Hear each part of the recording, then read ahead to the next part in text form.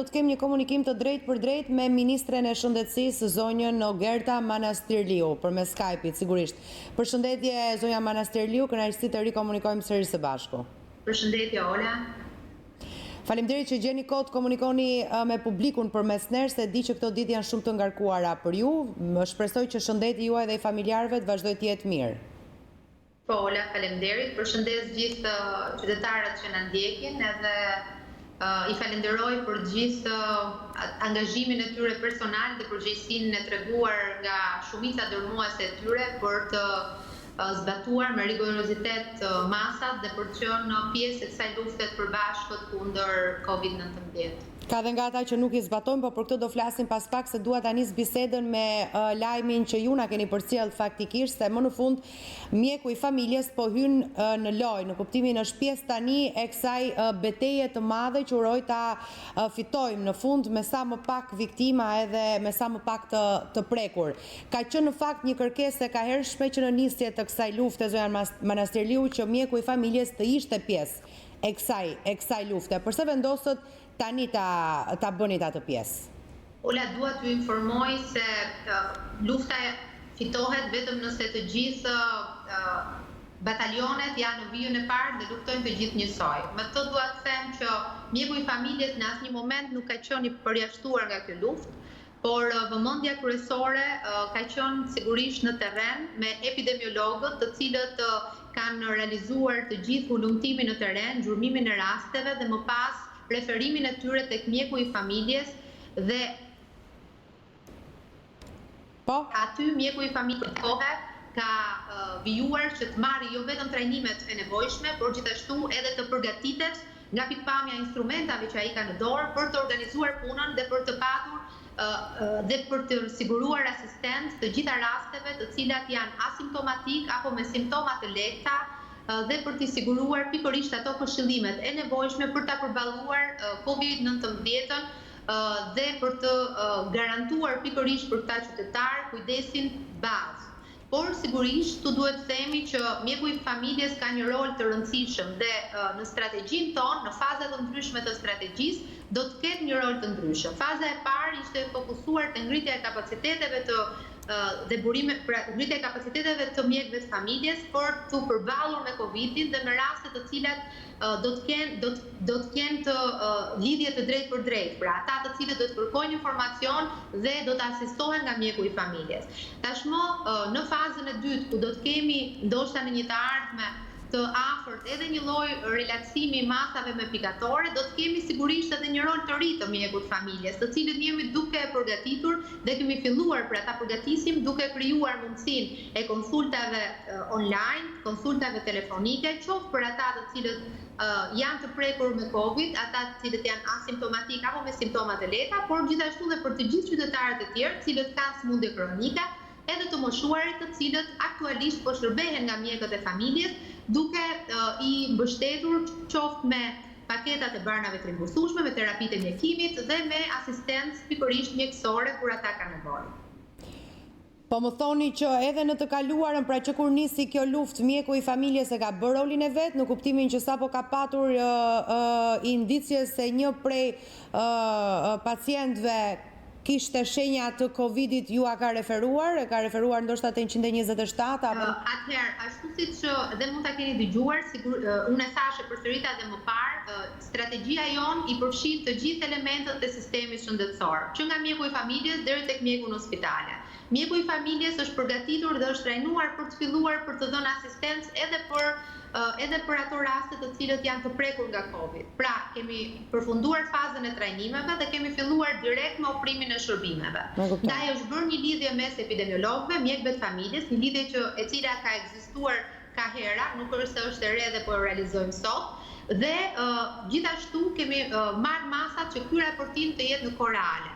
Sa në strategjinë tonë, në fazën e re të cilët do të hyjmë së shpejti, planifikojmë që të ketë edhe një po themi ndërmjetësim nëpërmjet sistemit elektronik, të referimit elektronik, ku qoftë Instituti i Shëndetit Publik, qoftë epidemiologët në njësitë e kujdesit shëndetësor dhe mjekët e familjes dhe ato në spitale të munden që të që të grumbullojnë të dhënat në këtë sistem dhe në mënyrë elektronike mjekët e familjes do të kenë informacion pikërisht për të gjithë rastet e testuara pozitiv ndaj Covidit dhe për të patur gjithë mundësinë për të ofruar asistencën e nevojshme. Aktualisht kjo po realizohet në mënyrë automatike pasi realizohet nga 127 nga numri gjithashtu unik 0840 dhe sigurisht nga strukturat tona të njësive të kujdesit vendor në të gjithë Shqipërinë që menjëherë sapo identifikohet një rast apo kontaktet familja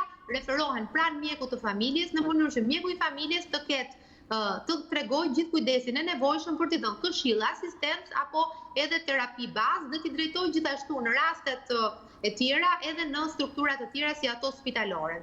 Por duke u fokusuar gjithmonë tek ato raste që janë të lehta dhe të të moderuara, pra kurse për rastet që janë me simptoma të shprehura, rastet të cilat janë të moderuara dhe të rastet të cilat kanë paraqesin pra problematika të rënda respiratore, atëherë është 127 e cila është struktura pra unike që ofron edhe jo vetëm transferimin dhe referimin në spital, por edhe asistencë të specializuar në këtë drejtim. Ju kuptova. Zonja Ministre, kemi një vatër të re sa i përket situatës me Covid, kemi shkodrë një bombë të kurdisur me sahat, siç deklaron kryeministri, kjo vjen për shkak të papërgjegjshmërisë të qytetarëve për të qëndruar brenda apo për shkak të mungesës së këtyre testimeve masive që vazhdimisht po kërkohen nga Partia Demokratike dhe opozita në tërësi, duke ju referuar organizatës botërore të shëndetësisë. Pra nuk është një kërkesë e tyrja, por duke u bazuar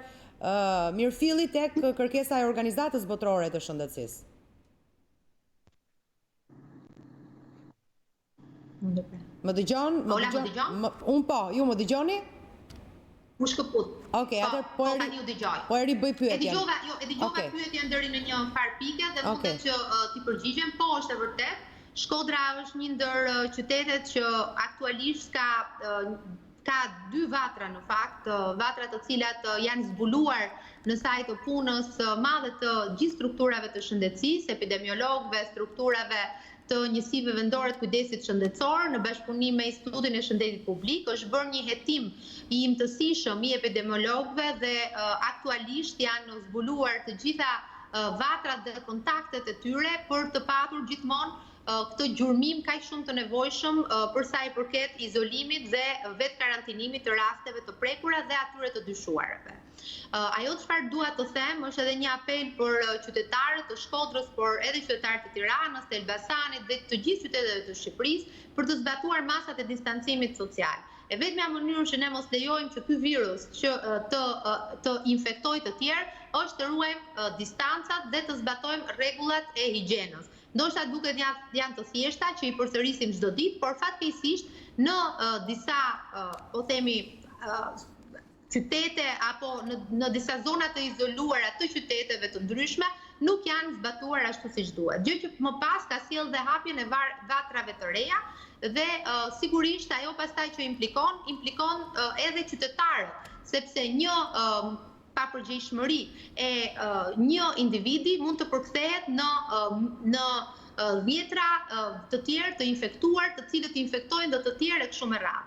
Testimi është kryer sipas parametrave epidemiologjik. Testimi nuk kryhet sepse duhet të kryejmë testime dhe tek ata të cilët nuk janë raste të cilat lidhen me vatrat e prekura. Testimi kryhet sipas një sistemi, sipas një harte që quhet hartë epidemiologjike, që janë pikërisht epidemiologët bashkë me njësitë e kujdesit dhe Institutin e Shëndetit Publik, që harton të gjithë hartën e gjurmimeve dhe kontakteve. Më pas merret analiza, pra tamponi, për të gjitha rastet e dyshuara, dhe në kohë brenda pra një 8 orëshi apo ndoshta edhe më pak vjen përgjigjja e analizave. Testimet janë kryer sipas të gjithë vlerësimeve të kryera nga epidemiologët. Janë punonjësit e terrenit ata që përcaktojnë testimet dhe ku duhet kryer testimet dhe sa të vlefshme dhe efikase janë testimet. Zonja Manastirliu, më lër të shpjegoj diçka. Për ne nuk është problem që sot mund të bëjmë testime. Por nëse bëjmë testime personave të cilët nuk kanë simptoma dhe nuk janë të lidhur me raste të prekura, me shumë probabilitet neve do kemi raste të cilat nuk do të kenë Covidin dhe një javë ata mund të shfaqin shenjat të Covidit sepse mund të jenë treguar të pakujdesshëm dhe mund të kenë qenë pjesë e takimeve apo në ambientet përbashkëta me individët me Covid. Pra, nuk është se testimi i pa organizuar të sjellë ndonjë rezultat të madh. Ju kuptoj, por opozita këmbgul që kjo është një kërkesë e organizatës botërore të shëndetësisë.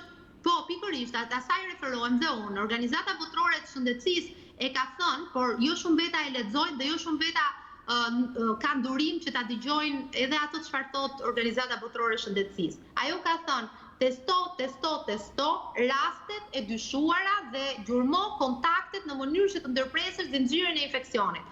Kjo është shpreha e Organizatës Botërore të Shëndetësisë. Gjithsesi ju, a i keni testet, i ka Shqipëria testet, a keni porositur nëse nuk i kemi? Ola, ne nëse nuk do të kishim teste, ne nuk do të bënim teste në çdo ditë dhe nuk do të kishim zbuluar vatra të reja. Fakti që ne jemi duke vijuar punën dhe çdo ditë që vjen pjesa e stokut të testeve, të tamponëve rritet, tregon që ne nuk kemi dhe s'kemi patur asnjëherë problematik. Për sa i përket strategjisë së testimit, po, atëherë ne mund ta themi këtë gjë dhe e them me plot gojën. Kjo është një strategji që vendoset nga ekspertët. Ne si Ministri e Shëndetësisë, ne i përgjigjemi atyre projeksioneve që bëjnë ekspertët dhe strategjive që tregojnë ekspertët. Strategji të cilat deri më sot ka rezultuar të suksesshme, sepse tregojnë që gjurmimet epidemiologjike po bëhen sipas standardeve. Dhe këtë nuk e them unë, po e thot edhe Organizata Botërore e Shëndetësisë në Tiranë, e cila gjithmonë po na mbështet edhe në vijim për të gjithë strategjinë që ne kemi ndjekur, qoftë me masat e marra në kohë reale, po? Dhe qoftë një strategji e cila është e orientuar drejt rasteve të dyshuara dhe izolimit të kontakteve të cilat i bashkëqyrojnë pra gjithë hartën sipas hetimit epidemiologjik. Dhe po bëhet një punë ola shumë e madhe në terren për sa i përket hetimeve dhe gjurmimit të çdo rasti. Testet të reja gjithsesi keni porositur zonja Manastirliu? Po, kemi porositur testet të reja ola. Kemi porositur 30.000 teste të reja, të cilat në bashkëpunim Organizatën Botërore të Shëndetësisë janë në procesime sipas procedurave dhe nëpërmjet fondeve të Ministrisë së Shëndetësisë dhe do të vazhdojmë të porosisim sepse kjo është një strategji e cila është tashmë shumë e qartë për ne. Pra edhe qoftë për sa i përket testimit, qoftë edhe për sa i përket trajtime dhe forcimit kapaciteteve në spitale, duke rritur numrin e respiratorëve, duke rritur numrin e monitorëve dhe të gjitha atyre pajisjeve të nevojshme për të përmirësuar në vazhdimsi kapacitetet tona të terapisë intensive dhe në të gjitha elementet e tjera që ka nevojë pra kjo epidemi për t'ju përgjigjur në kohë. Dhe çfarë është e rëndësishme? Urdhro. Organizata Botërore e Shëndetësisë ka përqafuar strategjinë që po ndjek Shqipëria për të luftuar Covid-19, zonja Manastirliu? Organizata Botërore e Shëndetësisë është shprehur disa herë që Shqipëria ka marrë masat e duhura në kohë. Ka marrë masat e duhura në kohë për sa i përket strategjisë së kufizimit të virusit, duke izoluar, duke karantinuar dhe duke orientuar pra të gjitha ato masa të shpejta dhe të cilat kanë rezultuar dhe efikase. Kjo nuk do të thotë që edhe pse ne nuk patëm një kurvë të lartë apo një rritje të madhe eksponenciale të numrave të prekurve, kjo i dedikohet thjesht një fati që mund na kishte rënë ne, përkundrazi, i dedikohet masave që u morën në kohë të shpejtë dhe por këto masa pavarësisht të marrurit në kohë do duhet që të respektohen nga të gjithë. Edhe rregullat që do vendosen, qoftë në të ardhmen e afërt, po u zbatuan, do të na lehtësojnë shumë në punën që bëhet në spitale. Sepse në fund të ditës këto janë momente shumë të rëndësishme, të cilat ne jo vetëm mësojmë, por edhe parapërgatitemi në mënyrë që çdo situatë na gjej më mirë është të thuash të blesh kohë për të përgatitur dhe për të ndërtuar kapacitete që të përballosh pastaj edhe episodet tjera që mund ndodhin në të ardhmen. Ky është një virus që është i panjohur dhe ka shumë të panjohura. Dhe ka më shumë madje të panjohura se sa të njohura.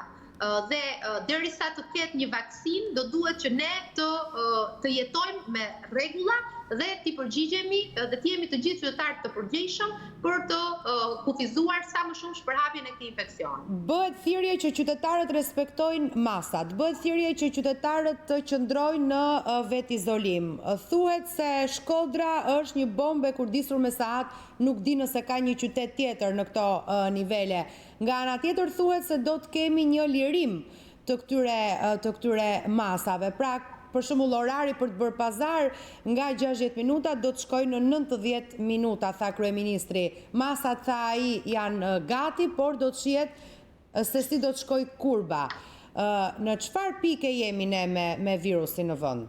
Ku është kurba tani? Ne kemi një, po themi, rritje mesatare të qëndrueshme.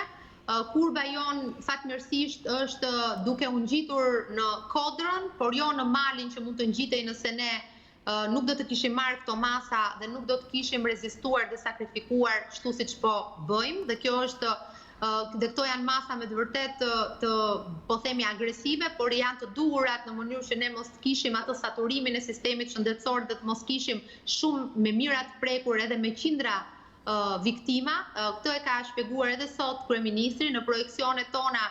Nëse ne nuk do të kishim marrë këto masa, do të ishin me më shumë se 3.000 të prekur në këto momente. 3.000 të infektuar. Po, të prekur, po, nga Covidi. Do të ishin përballur me ndoshta qindra viktima të cilët do kishin humbur jetën, po. Dhe jemi sot me rezultate, sigurisht pritshmërit janë shumë të mëdha, por duhet që të kemi edhe disa, po them të jemi realist, që brenda gjithë kapaciteteve tona, duke marrë parasysh edhe faktin që mund të ishim sjell edhe më mirë si qytetar në raport me zbatimin e masave, edhe rezultate shumë të mira, ashtu sikurse ne jemi të kënaqur që sakrifica e qytetarëve ja ka vlerëtur në raport me lehtësinë e kurbës që ne po përballemi. Por kjo nuk do të thotë që në qoftë se ne nuk zbatojmë masat, sepse kryeministri sot është shprehur shumë qartë dhe ka thënë që do të ketë lehtësi me pikatore për sa i përket masave, por lehtësimi i masave do të shoqërohet me masa në vetvete. Pra nuk do të ketë vetëm lehtësim të masave që neve tani të përfitojmë nga shtimi orarit, të dalim, mos ruajmë distancimin social, të mos lajmëruar e tjerë. Se kjo mund të perceptohet ndryshe edhe pastaj të jemi sërish të rrezikuar. Eksakt, pra, tash ka një realitet që neve duhet që ta përkthejmë secili në përgjegjësi personale dhe përgjegjësi qytetare. Realiteti që neve do të përballemi së shpejti do të jetë realiteti i të jetuarit me Covidin, por do të jetë realiteti i ri i një mënyre të re të jetuari me rregulla. Dhe këto rregulla do të jenë vetëm për të mirën tonë, vetëm për të mirën e shëndetit publik. Dhe këto rregulla do të pasohen me rregulla të reja, pra edhe lehtësimi me pikatore që sot kryeministri ka informuar qytetarët, do të jetë bashkëshoqëruar me rregulla të cilat do të jenë shumë të forta për ata të cilët do të shkelin rregullat, për ata të cilët nuk do të zbatojnë oraret, për ata të cilët do të refuzojnë që t'i nënshtrohen disa përgjegjësive të reja qytetare, sepse duhet kuptojmë që edhe vendet të cilat sot kanë prekje më të ulët apo që po e përballojnë më mirë këtë situatë, janë ato vende të cilat kanë besim te qeveria dhe të cilët kanë besim tek ato rregulla që vendos qeveria. Ndaj, qytetarët duhet të marrin përgjegjësi, ne gjithë duhet marrin përgjegjësi personale dhe të themi që ky është një armik i cili luftohet duke zbatuar rregullat. Rregullat janë të thjeshta, kërkojnë sakrificë patjetër, kërkojnë sakrificë sepse të moshuarit do duhet që t'i trajtojmë me një plan të mbështetjes direkte për të moshuarit, me një plan social, pra dimensioni social, dhe nga ana tjetër për familjet të cilët të cilët kanë pra më problematika dhe vuajnë më shumë anën sociale dhe ekonomike, ku menjëherë ashtu siç edhe kryeministri ju ka informuar sot, është bërë dyfishimi i paketës mbrojtjes të asistencës sociale, pra të ndihmës ekonomike për ata të cilët janë gjithashtu të prekur nga papunësia në këtë periudhë. I është vendosur në dispozicion paga e luftës. Pra, të gjitha këto element janë element që qeveria po i vendos, pra plani social dhe ekonomik i qeverisë ka filluar të jetësohet. Por hap pas hapi do duhet që çdo ditë kjo është një mënyrë dinamike të jetuarit me plane të cilat jetësohen çdo ditë më shumë, do duhet që të jemi të orientuar vetëm drejt zbatimit të rregullave dhe duke ditur që jemi duke bërë më të mirën brenda kushteve dhe mundësive tona që ka pikërisht shteti shqiptar. Zonja Manastirliu, si është situata në spitale sot? Ka shkuar në 22 numri i viktimave me Covid, pra 90 vjeçari që ndroi jetë dhe që ishte i prekur edhe nga Covidi, ndroi jetë për shkak të koronavirusit apo për shkak të sëmundjeve bashkëshortëse që kishte? Sipas një analize që mjekët në spitalin infektiv kanë bërë për rastin konkret të 90 vjeçarit, unë pikës pari i shpreh ngushëllimet familjes për humbjen. Analiza e mjekëve ka qenë e qartë në të pikpamje dhe i është referuar problematikave shumëfishe shëndetësore që i moshuari ka patur, lidhet me tromboembolim pulmonare si shkak parësor i humbjes jetës, shoqëruar sigurisht edhe me Covidin. Por nuk është një vdekje nga Covidi, po themi e drejt për drejt, po është një vdekje me Covid, por që arsyeja parësore është pikërisht arsyeja e tromboembolisë pulmonare.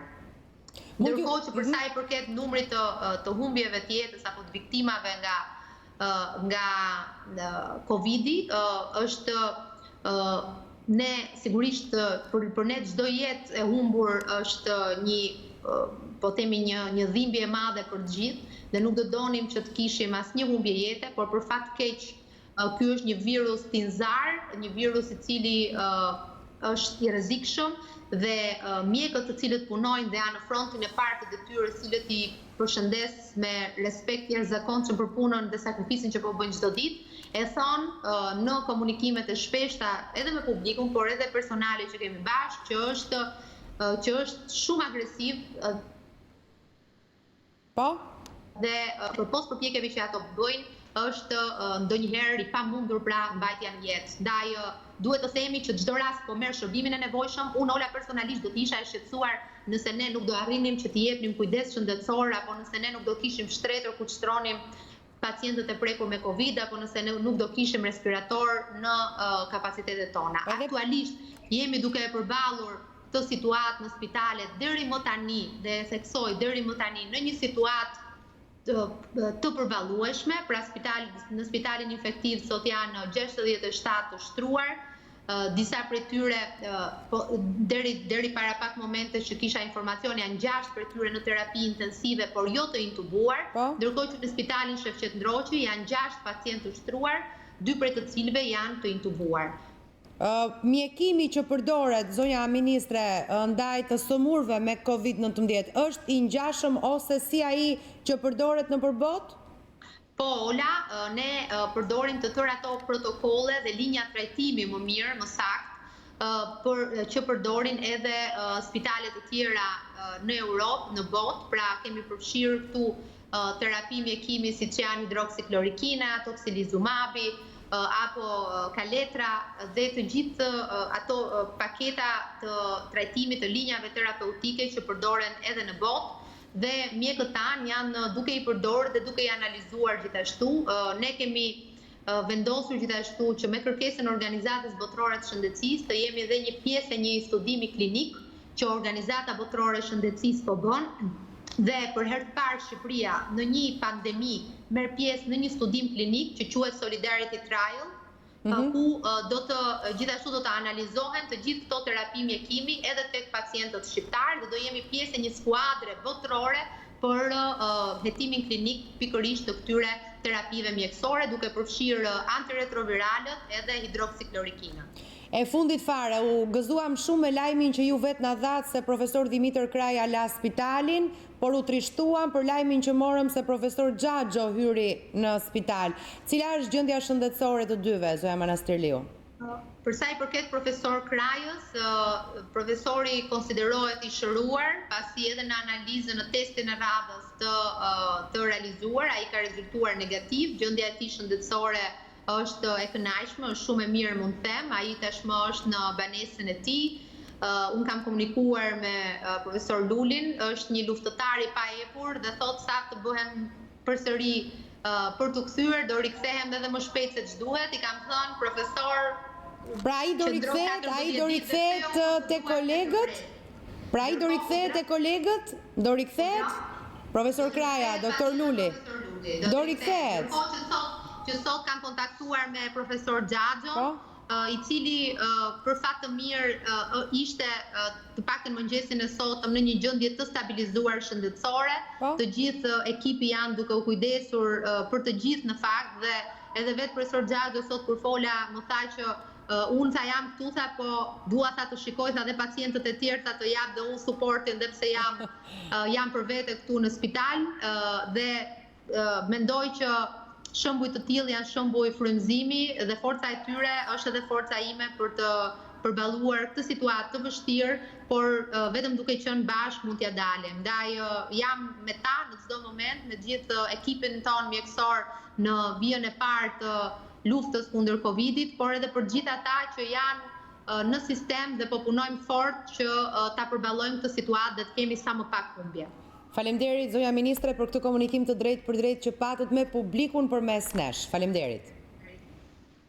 Ishim live me ministren e shëndetësisë zonjën Ogerta Manastirliu, bëjmë një shkëputje publicitare dhe rikthehemi sërish